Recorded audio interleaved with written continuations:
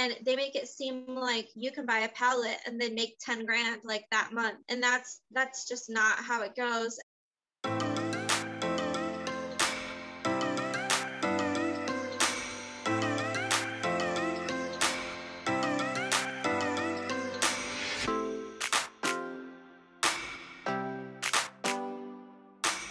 Hi everyone, and welcome back to my Going Full-Time series. Today I sat down with a new friend of mine, Andrea, and she is a YouTuber and full-time fashion reseller, and we had a long conversation about her journey to becoming a full-time reseller. She's been flipping clothing for well over a decade, and she's navigating around certain challenges, such as living in a very rural area, and the challenges that come with that, from sourcing to having access to the post office. And then also Andrea and I talked about her disability that affects how she runs her business as well. So please join us for this conversation. I really hope you will get a lot out of it. I think Andrea has started a fantastic channel, which you should definitely check out, and all her information is of course linked below. Hi, Andrea. Hi. Welcome. Thank you so much for being here. Yeah, I'm excited about this conversation. Me too. I'm really excited to get to know you better because I just recently started watching your channel and I got to know you a little bit from Becky's group. So why don't you tell everybody who's watching who may not be familiar with you, who you are, what you do, and where people can find you. Okay, my name is Andrea and I'm on YouTube as my full name as Andrea Haynes. I am a fashion reseller. I sell on Facebook, Mercari, Poshmark, and eBay. Right now, I probably make the most money and most of my sales on Poshmark, followed by eBay, and then, the other stuff just randomly. My favorite thing to do is to teach people how to sell other people's junk. I love that opening line about your channel. I always laugh. I'm like, this is such a good line. Yeah, and I've been enjoying your channel. I like that you do a lot of like tips and tricks videos and go beyond, the what solds and the haul videos, which is something that I do a lot because it's easy. I don't do a lot of the sit down, advice and teachy videos. So I really appreciate that about your channel. And of course, all of Andrea's information is going to be linked down below. So Andrea, what does it mean to you to be a full-time reseller? Because people have different definitions of what that means, right? What does it mean to you and where you are at with your business right now? Well, for what I make, I don't know if some people would consider that full-time. But last year with the pandemic, I had to take a leave of absence. I actually have another job. My father owns a real estate company and I work for him and do like his organizing, his like date book with like all of his appointments, and I do all of the computer logging and that kind of thing. We research properties before they're bought and sold to make sure like people don't have mortgages and stuff on them. And last year during the pandemic, I left work in March. And because I got so much income from my reselling, that made it so I couldn't qualify to get like a check for unemployment. Yeah. I considered myself full-time because last year I made more money reselling than I did my part-time job. And the past couple of years I've taken the summer off anyway. So I'm making about 3 times the amount of money reselling as what I do at my part-time job. So I consider that really my full-time income. Gotcha. Awesome. So for how long have you been reselling and how did you get started? Oh man, this is kind of tricky. Like I've always been flipping things. Like when I was in high school, I actually got paid to, I knew how to sew. And I remember like back then, I'm 30. So like, if you think like Y2K thing, with the ripped up jeans and blah, blah, blah. Well, they started having rule at the school where you couldn't have holes in your jeans anymore, right? So I actually started getting paid to patch people's jeans. So everyone was like throwing their jeans away, and then I just patched all my jeans. So as long as they had something under the hole, they would still let you wear them. So I started making money like doing that. Like it's super crazy, but And so I was always like kind of altering things and like patching things for people. And I actually wanted to be in fashion like years ago because my mom has a cousin that actually lives in New York and does fashion. So that's kind of something that's always been in my mind, but I probably have been fixing stuff up and flipping it since I was 19 years old. I lived on my own when I was like, soon as a year before or a month before I graduated high school. I actually moved out of my home because of some stuff that was going on, and I graduated by myself. I lived on my own in an apartment. And so I actually was flipping and buying stuff. We live in a very small town, and I lived right on the main street. So that's kind of what got me into reselling. I lived on that main street, and I would take everybody's like stuff that they weren't using. I'm like, hey, can I have that junk in your garage? Can I do this? And then I'd have like a big yard sale in front of our house. And that's kind of like what helped us like be able to have our own apartment at 18 years old, is like doing this stuff. And I did it from 18 and 19. That's what most of my income probably was. I didn't know that it was called like being a reseller.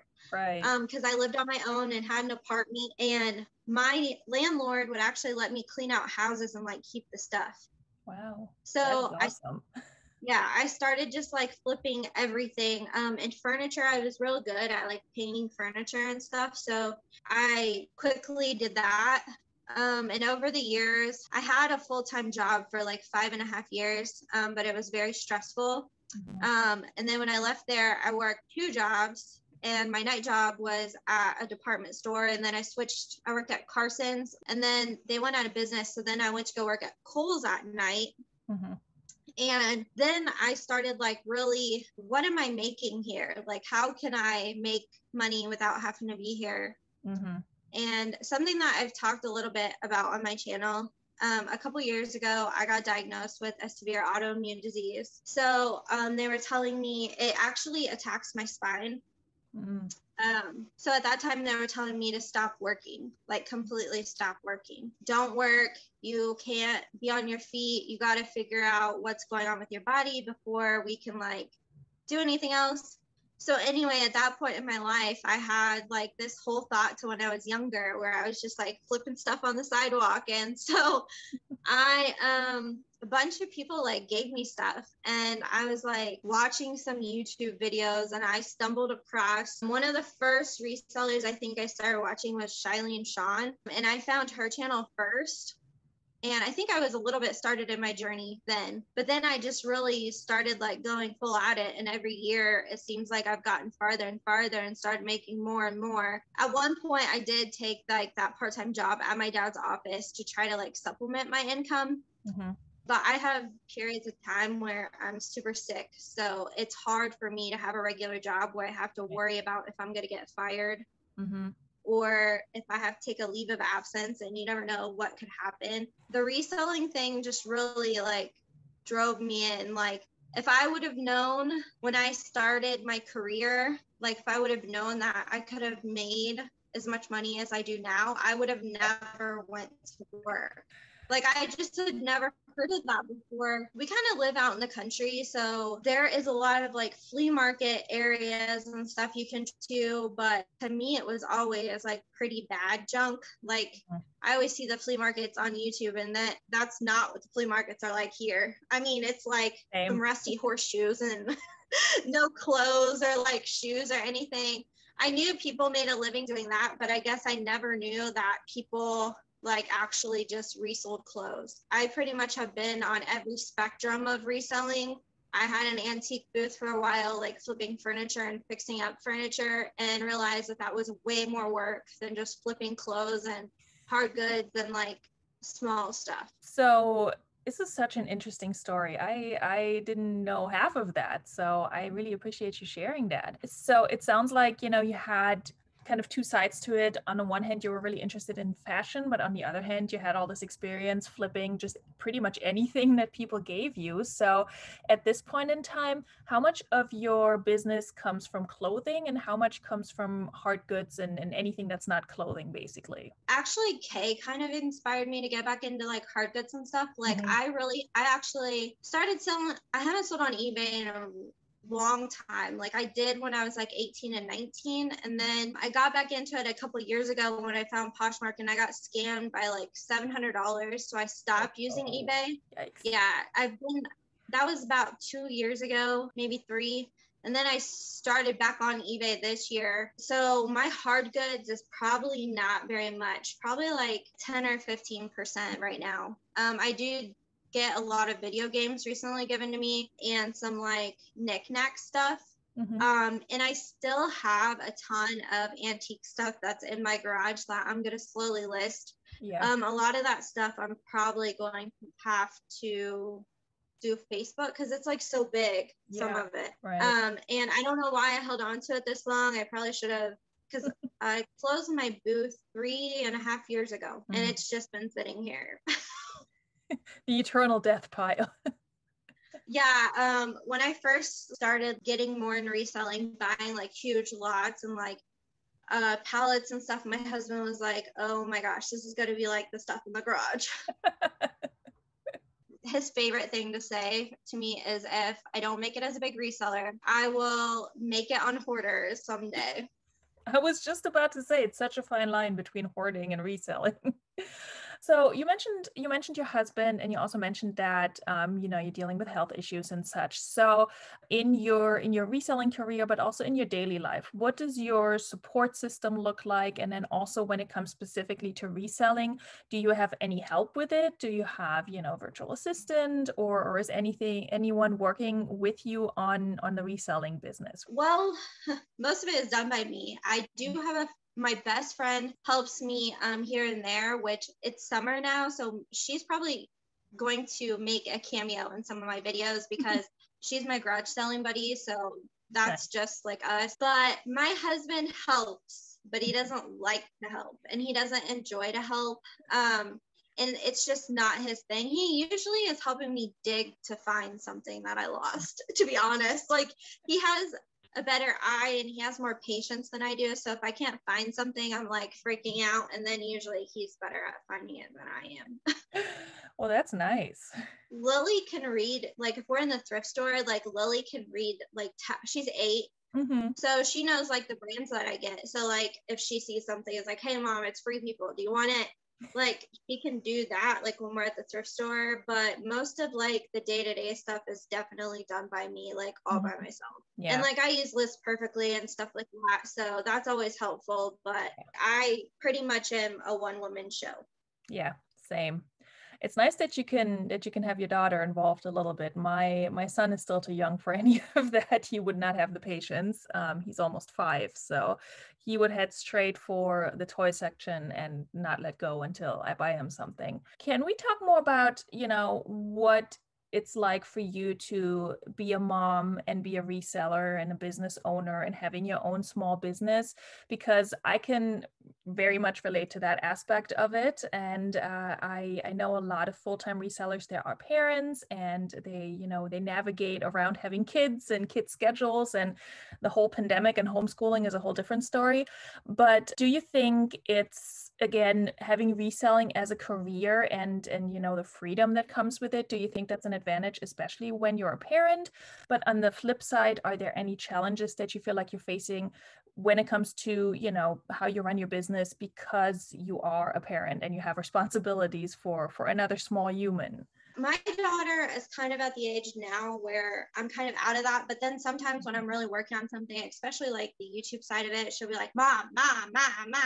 I'm like, can you just like be quiet for like 20 minutes so I can film this video? And then we also have a dog that's kind of loud. Sometimes he's in some of my videos now because he refuses to move from my couch. So I just let him be there. But my mom lives like an hour and 20-ish minutes away. My dad is local, but he's always running his own business. So it's not like I have someone to come over to watch her for a couple hours so I could deal with stuff. Every so often though, she gets invited to like do something with one of her friends. Last summer, because of COVID, that was like a no option situation. So it was just me and her all the time.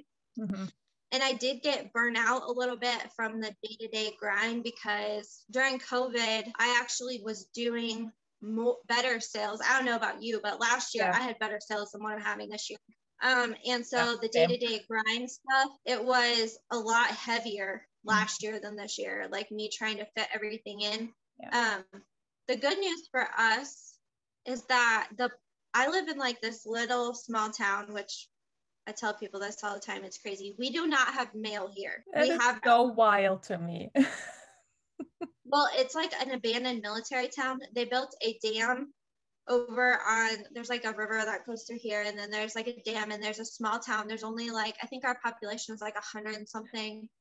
There's like not very many houses out here, but the post office boxes are across the street from me, and we do have a clerk in there like part-time, and that saves tremendously on my business when you're trying to fit everything in. Basically, it's like catty corner from my house. I just run up there, and when she's there during her hours, and drop the stuff off, which is super helpful when you're trying to fit everything into a work day and you have kids. Because I hear a lot of people complain like getting to the post office with their kids is like the hardest thing. And I'm like, not for me. Yeah. I mean, I take my kid because he really likes to go and like likes to push buttons on the, the machine where you can scan your packages. It's just, if I can get out of taking him, I will go by myself because it doesn't really take that much longer. But some days when you're just juggling a lot of packages, when you actually have had a lot of good sales and then you need to watch the small person too, I'm just like, also it's like 10 minutes, you get a break from your kid. But luckily I live close to our post office too, but I do need to drive there. So he comes along a lot, but I hope I'm just teaching him to be a helper in the future when he's old enough to help with things. But it can be a struggle, yeah. And obviously for you, a mail pickup is probably not a thing. But for me, I've scheduled it a bunch of times and they never came. So that's not happening here either. So I envy everybody who has a reliable mail person that actually picks up their packages. I admire people that just have like I think it would be super awesome to have one of those package scanners, or even our package drops this town and then like the next biggest town, which is where we're like technically a part of or from. It doesn't have any parcel drops. You can only do small mail that fits through like a slot about this big. And I keep seeing these people like on Instagram and YouTube like spin a big package thing and then they shut it, and I'm like, where do those come from? Like, we don't have that. We have, ours looks like it could do that, but realistically speaking, anytime you put anything in there that's thicker than about this, it gets stuck. And a lot of people try because they think, oh, there's that much space. So they put their packages in there and their packages get stuck. And I've done it too before and I feel bad about it. But a lot of times I go in there and I just try to do it all in the lobby and something is stuck and then I just go in and drop it off. But at least I do have that option technically. But yeah, the really big things where you can put actual packages in, I'm like, where does that exist? That would be awesome. Yeah. So I feel your pain on that one. When it comes to sourcing and, your stores and your closet, etc., what kind of items are you generally looking for when you go out to source? Are you kind of niching down with anything? Is there, is your closet curated, or do you consider yourself more of a volume seller? When I source, it is kind of difficult because I don't know if you're very familiar with Indiana. Basically, it is mostly fields and farmers here. And so I have to drive I'm located in between Fort Wayne and Indianapolis. They're both like an hour and 15 minutes, 20 minutes away, depending on what store you're going to. My mom lives in Fort Wayne and my grandma lives in Fort Wayne. So if I am near a thrift store near their houses, I'll drop my daughter off and then I can go. She really hates being at a thrift store, and sometimes she will cause a scene because she hates it so much. She'll be like, "Mom," being extra loud or dramatic or anything and I was like, okay. So then this summer we kind of veered away from that, and I'm buying my inventory from other resellers. I bought a couple of people out, And then also there is town rummages here. And since we all live in these little towns, like most of them are like my town, they're like super small and there's like kind of a cluster of them. Like you drive 15 miles away from here, there's one, and then you drive like 30 miles away, there's another small town. And then usually like in every direction, like 15 minutes, there's another small town. So like this year, because of COVID, a lot of them had made it super big and they've made it like a street fair and like all kinds of stuff. So this year we're trying to go that route during the summer when she's home with me. Yeah. And I haven't really hauled much of that. I'm going to hopefully start hauling some of that stuff. My best friend's coming with me this weekend, so we can kind of maybe, I'm not very good at the vlogging stuff, but we're going to try it. Yeah. These yard sale towns, they usually have a map like at a local convenience store or something. We went to one last weekend. There was like 76 garage sales. Wow. So it's Lily doesn't get as bored with that type of thing. Because I think it's because at yard sales there's so much stuff for kids. Like so she has something to look at and like do. And the other thing is like our town locally here, we have like a mission center, which you can shop there sometimes, but not all the time. I've talked about this in a couple of my videos. It is specifically for the poor. I know there's this stigma against, you know, like what we do, taking away from the poor, but this place is actually for the poor and needy mothers. And they do great with our community. They help out when there's a fire. If they hear, a couple of years ago there was a car crash and like I know like a family was killed and their children were all still alive. They did like a huge event and gave those kids money and clothes and everything that they would need to help them resituate in a new home, stuff like that. So they're really good at that. And they actually are relocating, so they're closing. And I did go there this week and they were anything you could fit into like a brown paper bag for like $5. Wow. And I did get some good stuff, but normally I don't go there because I know what they're doing for the community. And I do drop stuff off there all the time.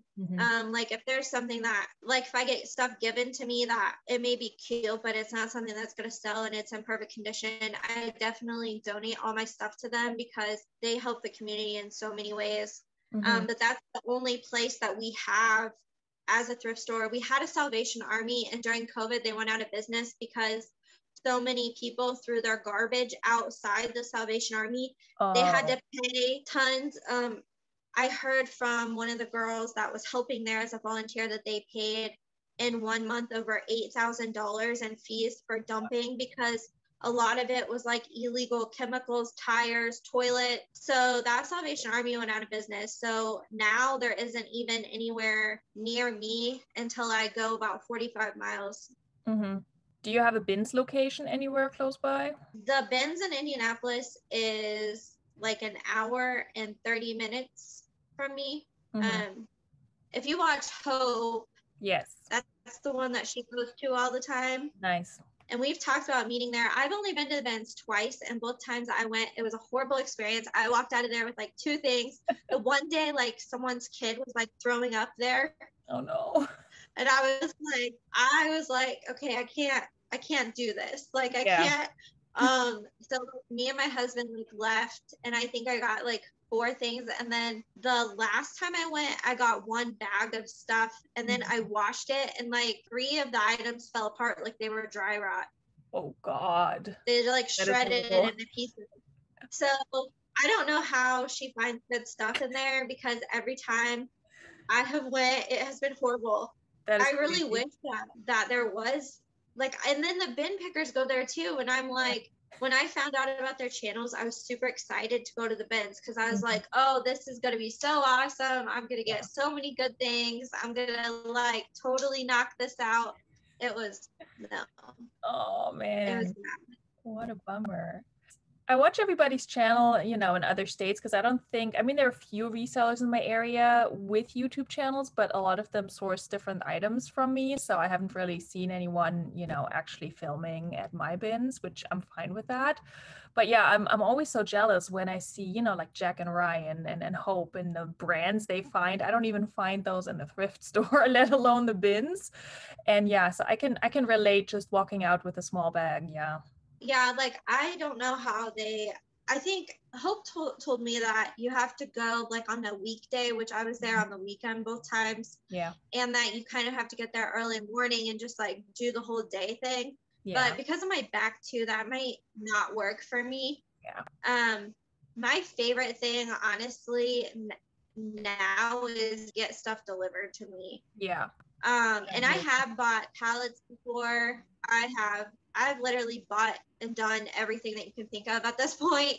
But I think for the time versus what you get, I do not think that the bins for me is worth it. There's another thrift store in Indy that I go to all the time. And like, I always find like Lululemon and stuff there. And I told Hope, I said, I just go to that one Goodwill now and don't even try to go to the bins because it was just bad. And I know that she told me that she likes that one and another one, which I've also been there, but haven't had good luck. But when you live there, you can go during the weekday. It's opposed to the weekend when I am doing other things. Yeah. Yeah, I found that too at my bins. It very much depends on, you know, when you go and who else is there and all of that. And I don't really get to go all that often either. I kind of go like once a month maybe. Mine's only about like 30 minutes away, so it's not too bad. But they have really weird hours since they reopened, you know, with the pandemic and everything. So they don't really open until 11 o'clock, which doesn't really work for me most days. So it's definitely tricky, but then I mean, I usually find enough to make a good profit, but I've definitely had those days where it was just frustrating. I'm like, nah, I'm just gonna go to a regular thrift store. But luckily my bins are pretty civilized, I will say that. But also, especially what you were saying about your back, I can imagine, because I'm like, if I go to the bins for a few hours, I'm toast after, and I don't even have any, you know, like ongoing issue. Yeah, I don't know if people can see it, but I kind of like my posture, like when I sit, it's kind of funny because my back is so bad, but the specific autoimmune disease that I have actually destroys the bones in your spine. So I have like braces and stuff, but me being like younger, I don't like wearing my brace because people like, are you funny? So I don't wear it all the time, but every time like I am doing something where I'm making a whole event out of thrifting, I definitely have to have it on. Yeah. Because even just like standing, flipping through racks, you know, you got to do what you got to do sometimes. Right. And I think people assume, like people who are not in the reselling community, they don't realize that it can be like physically really taxing to go to thrift stores or go to the bins, or even, I mean, even when you get a pallet, you know, and you need to process everything and you need to get in there, it does get exhausting. I mean, every time I move my inventory bins around, I'm like, well, that's my workout for the day. So I think people underestimate just, you know, physically how much that can affect you, depending on what you sell, right? If you sell hard goods, then that may be a different story too. At least clothes are pretty, you know, pretty light, until you have a whole bin full, then they get heavy too. Yeah, that's why I kind of stopped doing. I used to do furniture as well, just as much as I did clothes and stuff. And me trying to drive and meet people with furniture and like lifting it, or even just having people come to my house to pick it up, I was like, I can't like help them like lift it or like do anything. Right. But even just like photographing, if I photograph like a bunch of items in one day, like I could mess up like my neck/back area and just be like frozen the next day and can't move. Wow. So I just try to break mine up into doable groups so I don't like overwork myself. When I first was doing it, I definitely would overwork myself a lot. Yeah. And then during COVID, I overworked myself a lot because I felt like I had like twice as many sales. Yeah. And I was kind of doing what you talked about. Like I was digging through bins. That's why I got these, because you can just like pull it out of the wall. Right. Smart. You don't have to unstack like big totes. That's what I was doing. Yeah, that's what I'm doing. Yeah, I was unstacking like 30, 40 totes sometimes looking for like one thing. And I was like, why did I do this to myself?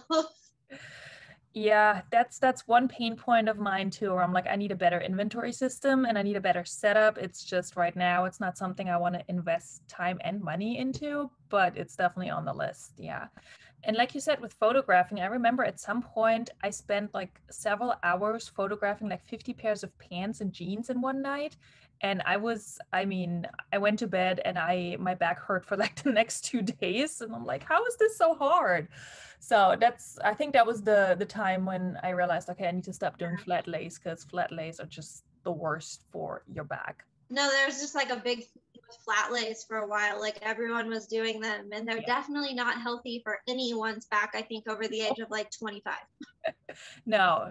Speaking of working in batches and such, do you, since you're full-time and since this is your, primary, I guess, income, do you have a specific schedule that you work around?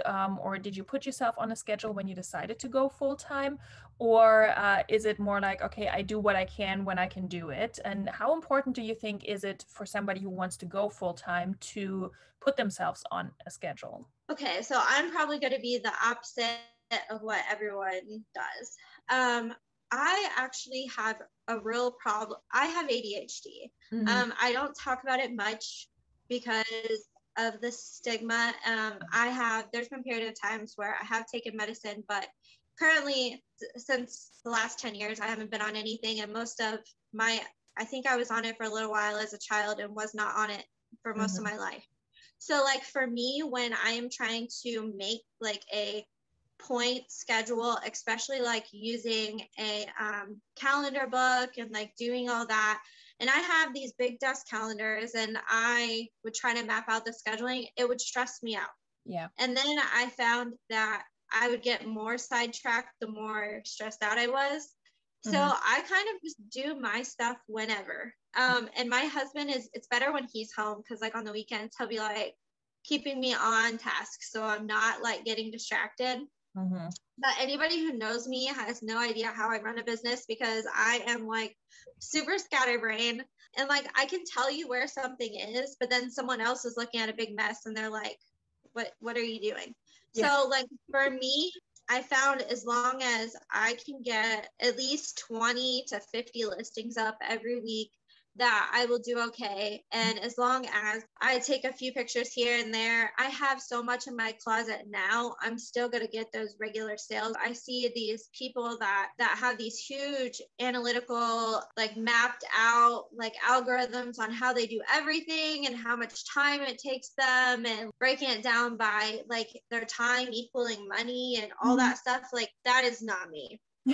Ryan always looks at my stuff and then he's like, well, how do you know how much you paid for that? And I like can tell you in my head, like I can tell you like in my head, like what I paid for something and whether or not I should take an offer. But if you can find that written down, other than like my end of month stuff, I just print off my reports, every month. And then I usually write like an estimated cost from it being in my head.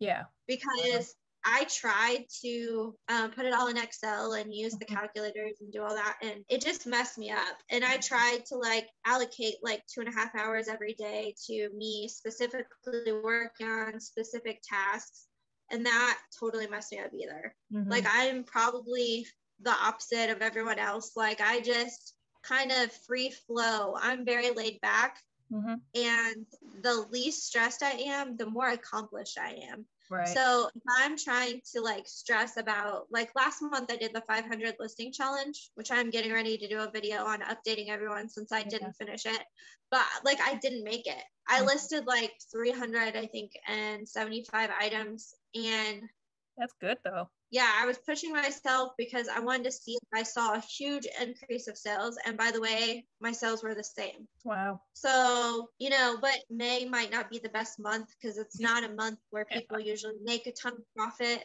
True. But like compared to this month, I'm doing the same and I'm not stressing myself out. So that's good. I know everyone else has to have a schedule. Me, not so much. I honestly don't really have a schedule either. I'm still part-time, so I have, rough goals, but Yeah. And I really appreciate that perspective because like you said, it doesn't work for everyone. And for you, if it stresses you out more to have, the charts and the schedule and everything broken down and calculated for you, if that doesn't work for you and your business, then I think it's really important to acknowledge that and to, do what works for you. And I think that's the beauty of reselling because there's so many different ways to approach it and be successful. And what works for you might not work for somebody else, but somebody out there who's watching this may be able to relate to that. And I really hope that that person is getting something out of this conversation. So I really appreciate you sharing that, and just being open about that and transparent about that. That's awesome. With all the analytics side of everything that everyone is pushing out there, I know like Sarah Styles has her own that, it tells you a big layout of like your everyday mapping, pretty much everything. Mm-hmm. And there's another one, I forget what group, but I have looked at them, and to me, my head is already busy. So like when I'm putting all that stuff into work, I am like the simplest person.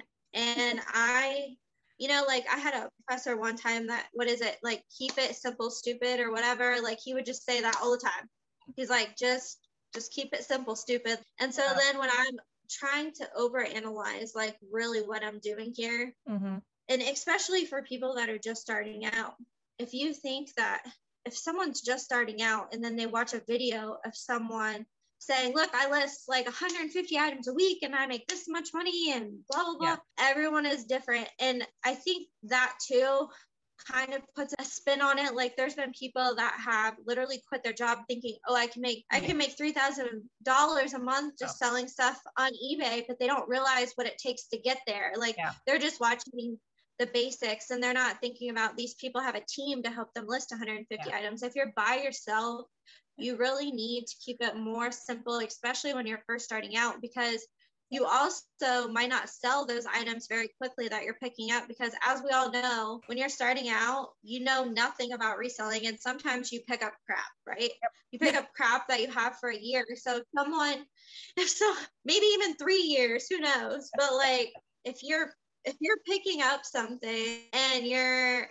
doing, I think that's the bad and the good side of YouTube. Like, I try to keep everything slow and steady. So people that have no idea about reselling, someone that might be looking for a secondary income like myself that may have health problems and are just looking to something to supplement their disability, because that's kind of what started me in this, because I was thinking eventually I will probably be in that boat because of my disease being disabled, and I could still work this. I make, as long as I make under X amount of dollars, you can still have this type of income.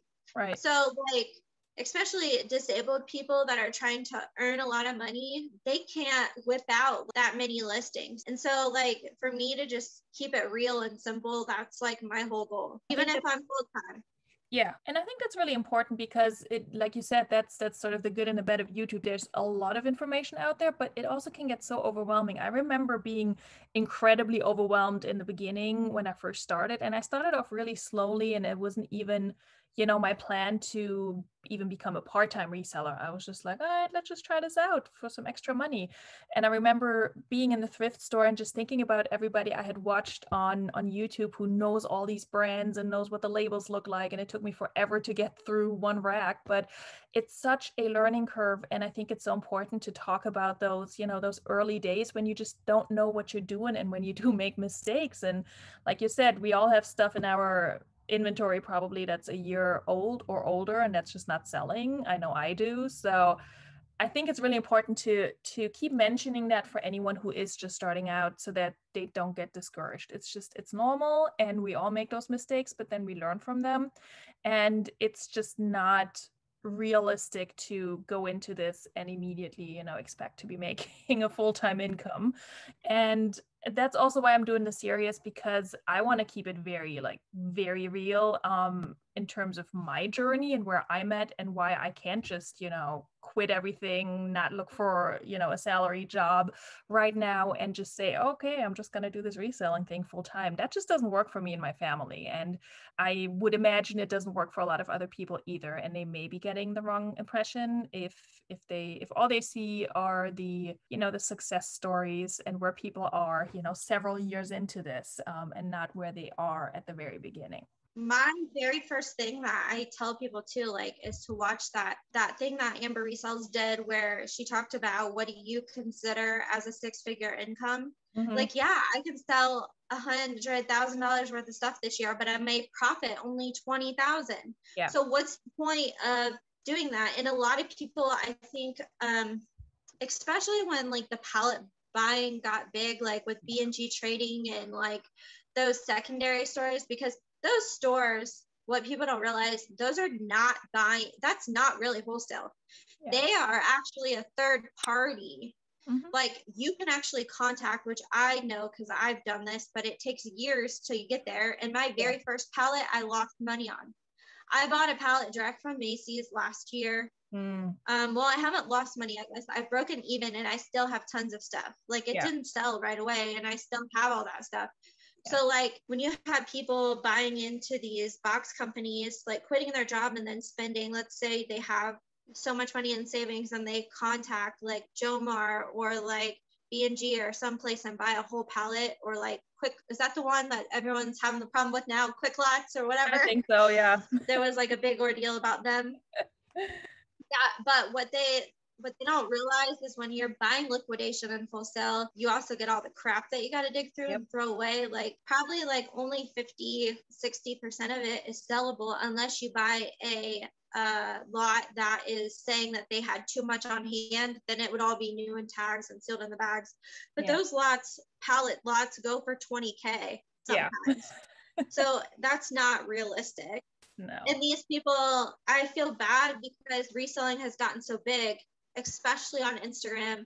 Mm-hmm. My brother's girlfriend was talking to me about this one time and was asking me questions, and they make it seem like you can buy a pallet and then make 10 grand like that month. And that's just not how it goes. And then they don't talk about, the big resellers also don't talk about like that. You might have lost money on a sale, but you just take it because you want to get rid of it.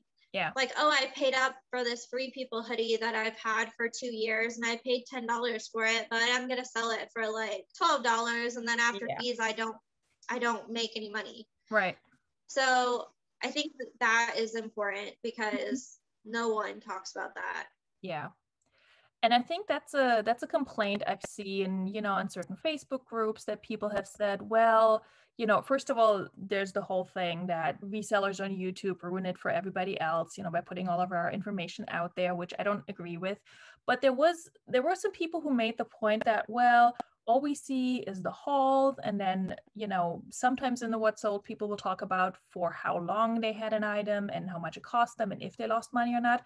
But overall, there's just not that much transparency in terms of, how did this haul or this box actually perform for you? And I think people start to do that more, that they're tracking specific boxes, specific pallets and such. And I've seen it on other people's channels. I'm trying to do it on my channel too, not with every single haul, but with, ThredUp boxes and such, that I do a check-in a few months later and really take a cold hard look at what I spend my money on. I just filmed a video yesterday where I look back at 3 different boxes and I had to sit there and say, well, so far I've lost money on these, and that's just the reality of it. And I think it's important to put that out there because, like you said, people have completely unrealistic expectations if all you show is, the highlight reel, which Instagram is very much that. I'm not on there all that much, but it can be so deceiving when you see all the pictures of all the packages stacked up. And I'm always like, well, how much did you make on those packages, right? Are they all $5 items or are they all $50 items? That matters. I mean, everybody can choose to be however transparent they want to be, but for me, it's just really important to not bullshit anyone, for lack of a better word, and just be, honest with what's going into this business, and having shitty weeks and having great weeks, and it all comes and goes. And I've had to record a few videos lately where I go over my sales and they've just been depressing, but I still put them out there, even though I'm not excited for them, just to show people that that's just what it is. And that's just the reality of it. Yeah, I agree. And like, I kind of was reluctant. I actually have filmed a couple more videos on some lots that I bought, and I got to edit them and stuff. But people, when I spent like, I did the $400 lot, and then I also bought like a $200 and some dollar lot when I said I spent $600 on Free People. But that was like, I don't think that people should do that unless they know what they're buying. Like, you have to look at the specifics, and not everyone can sell Free People, but like, when we did our what sold videos, Free People is coming in at like, I mean, it changes from 33% to 39% of my full average sales.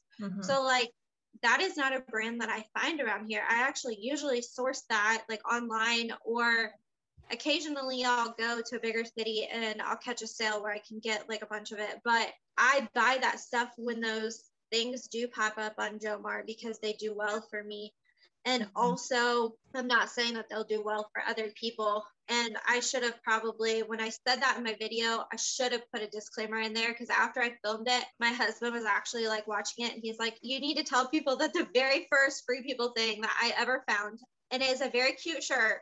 It's actually on, it was on a TV show, like the Little Black Book or something. The shirt was on that show. So I thought it would sell like right away. That's been like 2.5 years ago, and I still have it. Yeah. There's no way. There's no way you can know. Yeah. And it's funny that you say that for not everybody can sell Free People. I have mixed results with Free People, but when we did those top 10 brand videos, Free People and Anthropologie were not even on my list, because mostly because of the sell-through rate, but also, you know, what they sell for and how, but the sell-through rate is really what kills me with Free People and Anthropologie, because I am starting to find it more, but it's not selling, or it's at least not selling for the amount that I think it should go for.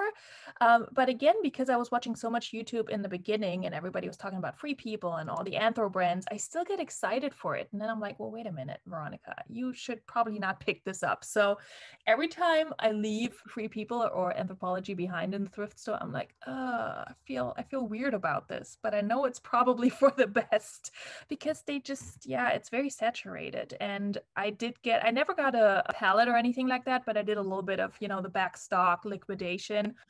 And the Free People items I got, by the time I had mine listed, everybody else who got any type of Free People liquidation already had theirs up and had them sold. So I sat on most of mine, and I still have a few, and I got that back in December. So it's definitely a brand where I'm very careful with what I source and how much I spend on it. If I can get it for $1, I'll still pick it up. But yeah, it's definitely there. I feel like there always need to be disclaimers. What sells well for one does not sell well for somebody else. And I think that was really nice about all of our videos that we did. And for anyone who's watching and doesn't know what we're talking about, I will link them.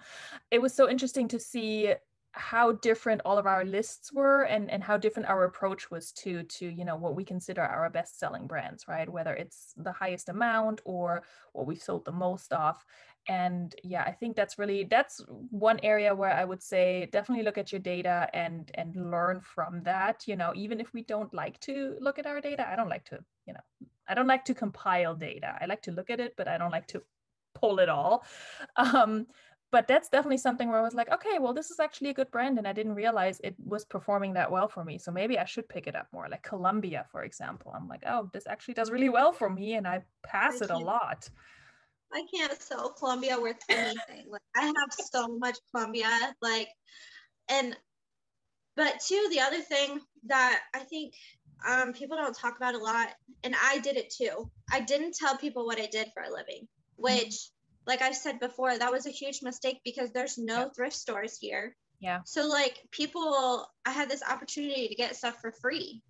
And I didn't tell people what I did. And then when I started telling people what I did, I get like stuff all the time. And even if there's certain clients that I can tell that I'm going to get it for free, or there's other ones that I split it like 50-50 with them. Right. Like my best friend, me and her, we always do like 50-50, unless, I don't know if I've talked about this a little bit, but I'm going to explain it more when we get there. There's a pop-up consignment group that I'm a part of.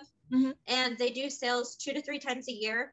If I'm given stuff that's cute, but isn't like Hollister was like a brand name, right? Like when we were like in high school, but now that's like something that doesn't sell. Like it's like, no, $12. Like if you put a bunch of it in a lot, you can sell it. Yeah, but like I think it's funny that Hollister doesn't sell, but American Eagle still sells. Well, at least the jeans do. Yeah. But like if I get like a bunch of that kind of stuff, like Abercrombie and like Hollister, or just like some cute Target stuff, for me, it's not worth listing and putting my time into. I have totes and bins that I like categorize, and I'll save them for the pop-up sale. Now, the way our pop-up sale works is you price it yourself. And I am a helper, and I'm certified within the group. Like they have special members. I'm considered a special member.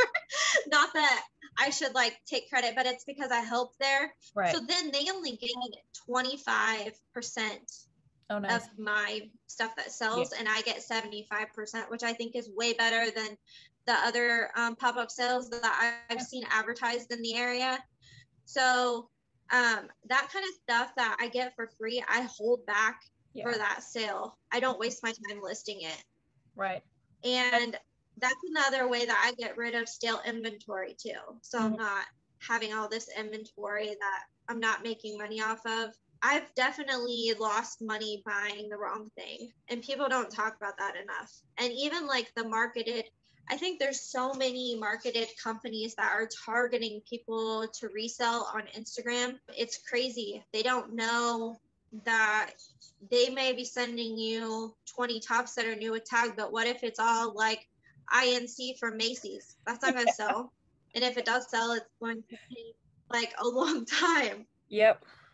It's funny that you say Macy's, because I was just reflecting yesterday as I recorded that video on, it was a Goodwill Blue Box, and I got all new with tags, but it was all Macy's items, and I wasn't mad at it, but also it's been like 4 months and I haven't sold any of it. So it's like, maybe eventually I'll make my money back, but yeah, it's just, and I cannot get excited for those things. A lot of people I see on YouTube, they will, you know, unbox these boxes and they're like, oh, I sell this on eBay and I sell that. And maybe they do and it works for them. It doesn't work for me. Like I can put all my mature brands on eBay and they still don't sell. So it's, yeah, it just goes back to, you know, how different it works for all of us, and how many different ways there are to making it work.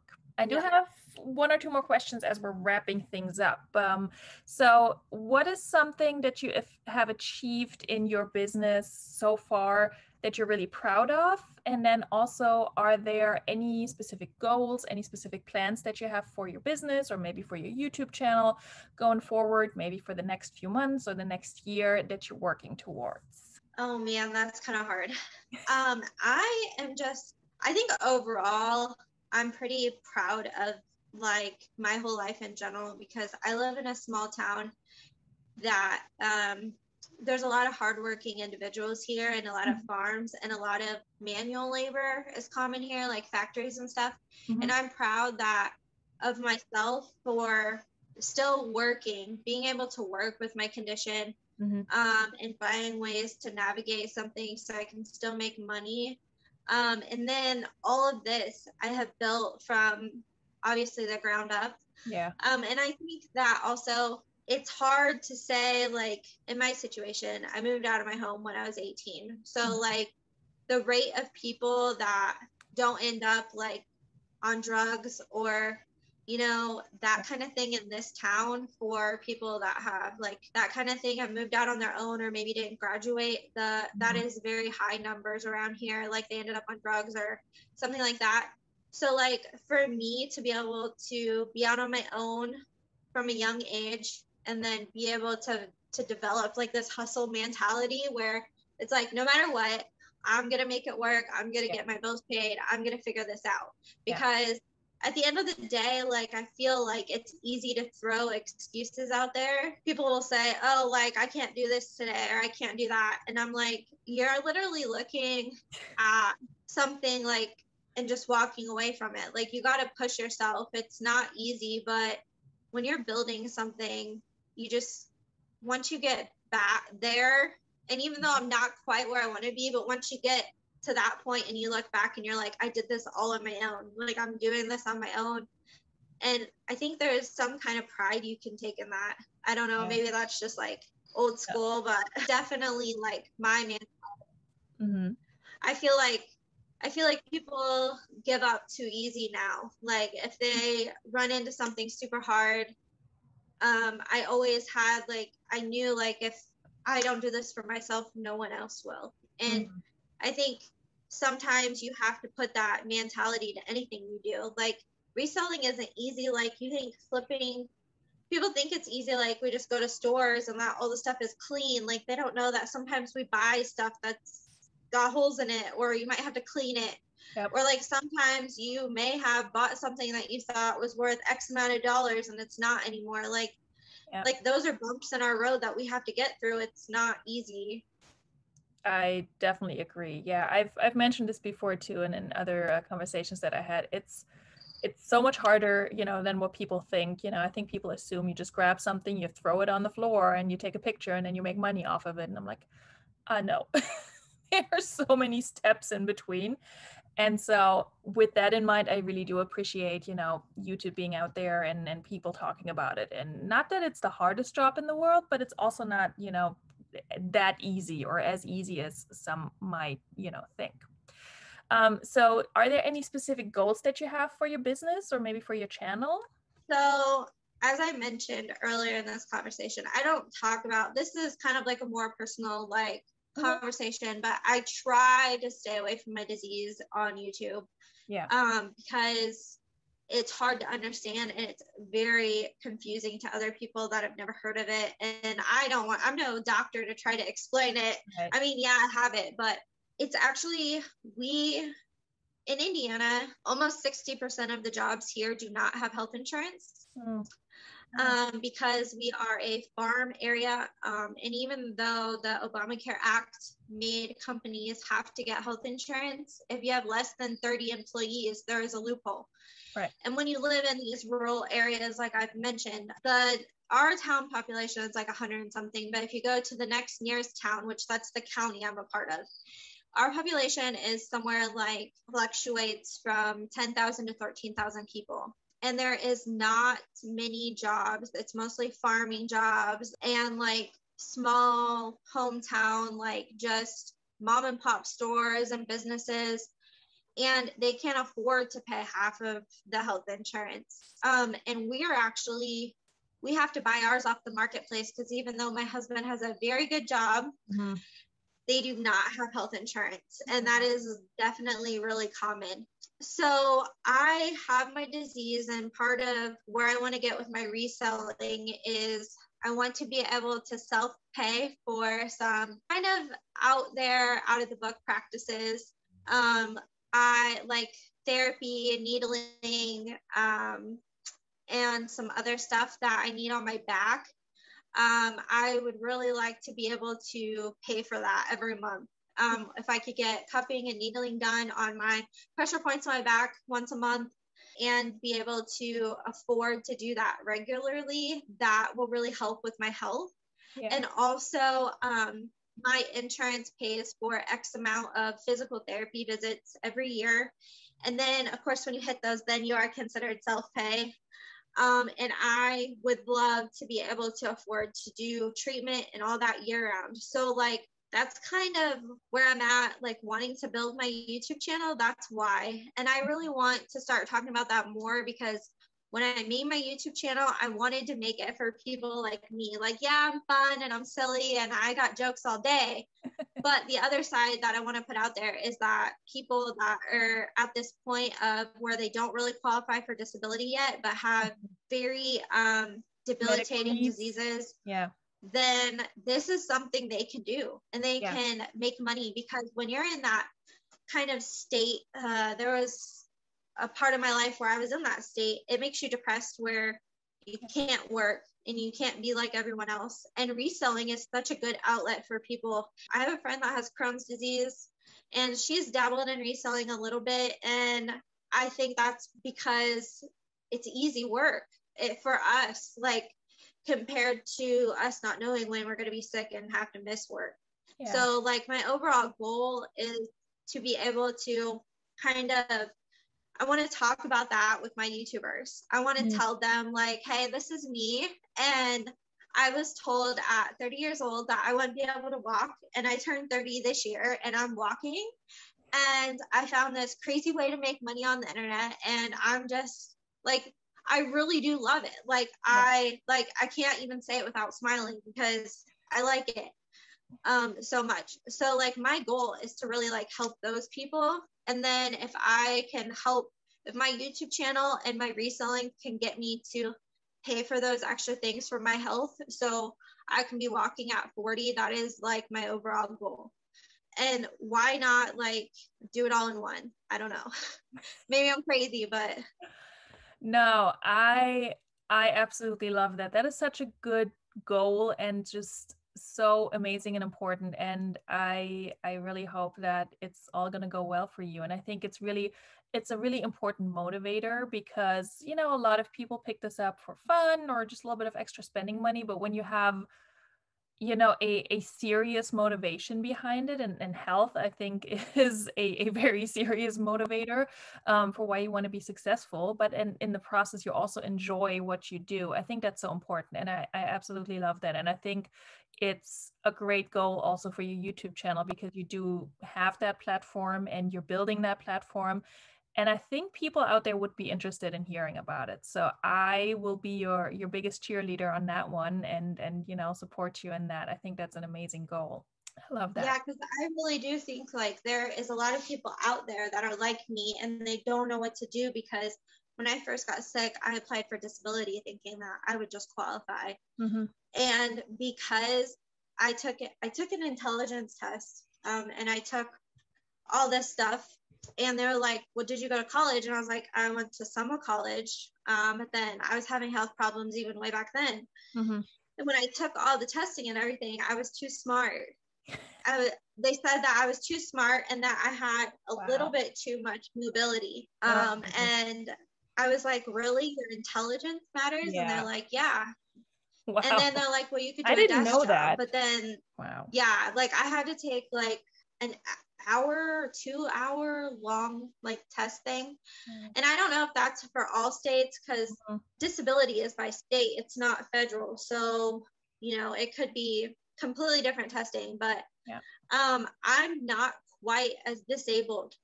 But then I see people that are on disability that are like way better, like I'm way sicker than they are. Yeah. So my goal was to try to like help those people that are like me and we're in that bubble. Yeah. Like what I really wanted to aim towards when I made this channel. So to anyone who's watching who may be able to relate to that, definitely check out Andrea's channel. It's linked down below and above and everywhere, and you can find all of her information. Andrea, thank you so much for sitting down with me today and for talking for as long as we have.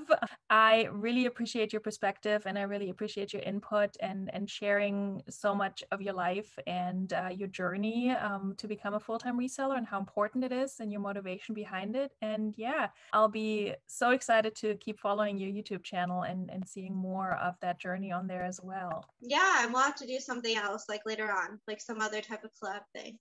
Yeah, absolutely. But I enjoyed it. Thank you so much. I appreciate you being here and I will see you on your channel soon and we'll probably do another collab, and thank you for joining me today. All right, bye. Bye.